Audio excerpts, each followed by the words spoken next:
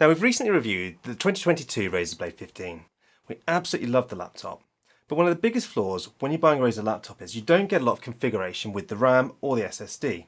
Now, because we bought a mid-range with the 12800H and the 3070 Ti, this laptop only comes with 16GB of RAM and a 1TB SSD. Now, this may be enough for some people, but obviously a lot of people are going to want to change that and upgrade it. So tonight we're going to be putting two fast 2TB SSDs in to max out the SSDs, and we're also going to be installing 64GB of DDR5 RAM. We're also going to show you the quickest way to migrate the old 1TB to the new SSDs, and we'll show you all the pitfalls along the way. So make sure you stick around and see how this is done. But first, a quick message from our sponsor. And today's video sponsor is WhoKeys, where you can buy a copy of Windows 10 for just under $17 or £13.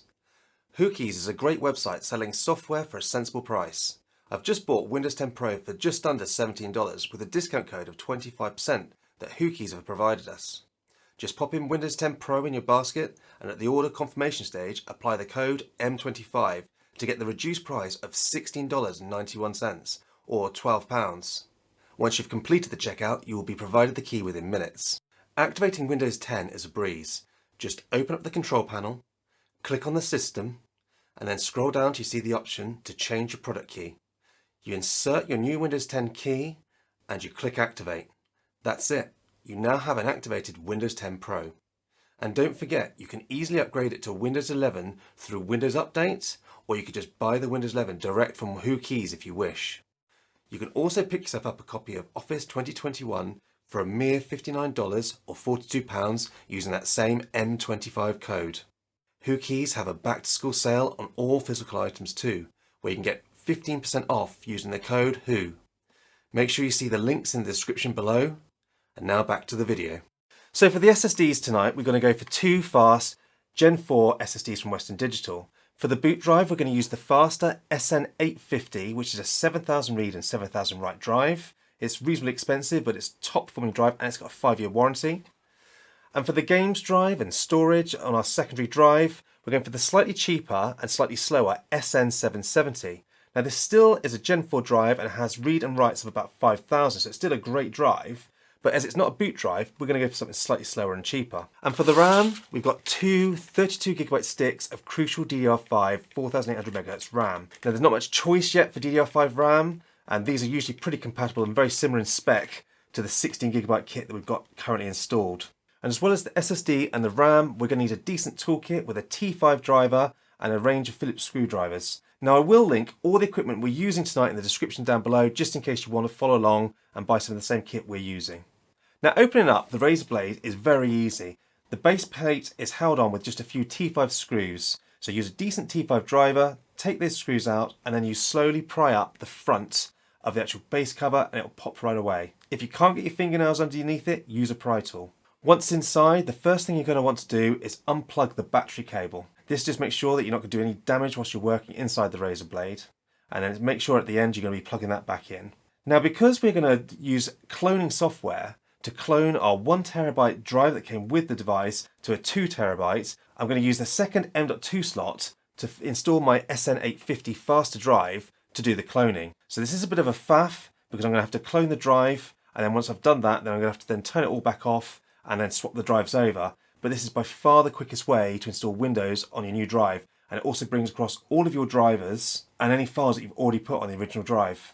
Now the good news is Razer do supply the screws to hold down the SSDs, unlike some other manufacturers, and they also have the thermal pads on the base plate and on the actual heatsink, so that you don't need to buy anything else other than the SSDs and the RAM for this operation. So what we're going to do then is we're going to quickly remove this first screw, we're going to insert our SSD gently into that top slot, screw it back down, put your base plate back on, and then we're going to boot back into Windows so we can clone the drive. Once we're back into Windows, I've used EaseUS, I've installed that, and I'm going to clone my drive from the 1TB to the 2TB with this software. I'm going to put the link in the description down below if you wish to use the same piece of software I have, but there are many other cloning softwares out there. Now the thing I like about the EaseUS is it's incredibly easy. We're going to do a system clone.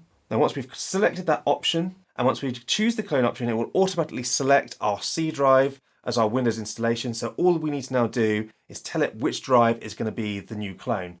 And we'll see our 2TB blank drive that we've just installed.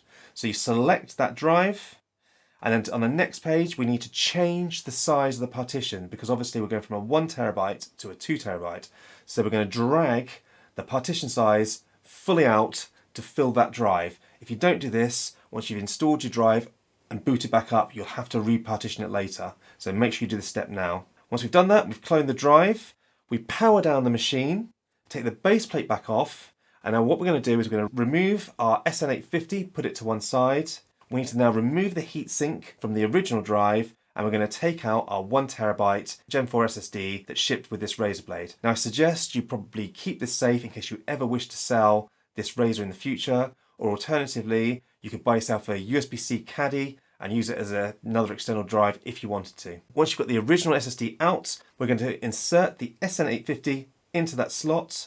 We're going to put the heatsink back in place and screw it down. And then finally, we're going to take our new SN770 and we're going to install that into that top slot and screw it down. Now don't worry about the fact that there's no heatsink on that top drive, because if you look at the base plate, there is actually thermal tape to the base plate which is used as a heatsink. And one point of note with these SSDs, you may notice that I've used two 2 terabyte drives on these two M.2 slots. Now there is a reason for that. These are very low profile slots in this machine, meaning we can only fit in single-sided SSDs. And at the moment, the larger size single-sided SSDs are 2 terabytes. So do not buy the 4 or 8 terabyte drives that are on double-sided drives. They will not fit and you may damage your system. So 2 terabyte at the moment is the limit until somebody produces a 4 or 8 terabyte single-sided drive. Now the SSDs are done, we're going to quickly change our 16 gigabytes of RAM for 64 gigabytes of RAM. Now this is very easy, but be very careful of the cable that runs across the RAM slots. You hardly need to touch it, so just be very careful. We're going to unclip the first RAM chip by just pulling apart the 2 little tabs either side of the RAM stick, and we're going to slide it out. We're going to take our first crucial RAM stick and we're going to keep it the same orientation as it was before, inserting it in at 45-degree angle. Once it's seated home in the slot, you push it down until the metal retention clips hold it in place. You'll hear a nice little click. We're going to move to the second, and again be very careful of the cable. You can lift it up if you want to, very gently if you can't quite see. Pull the retaining clips back so the RAM chip pops out and slide it out. And again, watch the orientation. You'll notice the RAM chip is the other way up on this second slot. We're going to take our crucial RAM stick and we're going to again 45-degree angle into the actual RAM slot and push down until the retention clips click back in place. And that's it, your RAM is now done. Now remember to clip your battery connector back in place, and we're going to screw the base cover back on. Now when you put the base cover back on, there is a little tab at the back of the base. Make sure you slide that in at a slight angle before you push it down, because that locks it in place at the back of the laptop. Okay, so that's it, we're done, we're back together. Let's boot back into Windows. When we first power the device back on, it will take a minute or so to start booting back in because there's new RAM installed. It needs to initialize that. And then once that's complete, we're back into Windows. Now we're back into Windows with our 64 gigabytes of RAM showing, but you may notice only 2 terabytes are showing up, which is the cloned drive. The second 2 terabyte drive we've installed will not show until we initialize it. So if you go into disk management, you'll see your second drive. It will automatically pop up a little prompt asking you to initialize the drive. So we initialize that as our D drive. We right click on it and we choose simple partition. You leave everything as it is and you may want to name it. I usually name mine as storage. And once that's complete, your second 2 terabyte drive will now be showing in Windows. Now just to show this is all working, I've run Geekbench on the balance profile like I did originally with my 16 gigabytes. Now this is very similar spec for spec RAM. So you may notice that the single core scores are almost identical. It's very slightly better with the 64 gigabyte kit. But we get a slight bump in the performance on the multi-core. We're getting about an extra 500 points in Geekbench 5, which is not earth-shattering, but it's a nice improvement considering we've also quadrupled the actual amount of RAM we've got in this system. And when we look at the actual SSDs, you'll see that we've got nice, fast-performing drives, and we've now got 4 terabytes of storage, plenty of space for our operating system, and a lot of games on this system. So that's it. We're all up and running, 4 terabytes, 64 gigabytes, and it only took us about half an hour. A very simple operation, and not that great a cost. We have quadrupled the RAM and we've quadrupled the storage, totally maxing this system out, and that will keep me going with my games drive for quite some time to come. Now, as usual, any questions, pop it in the comment section down below and I will get back to you. And as mentioned, all the products we've used, links are in the description below if you wish to use them. And lastly, thank you for watching.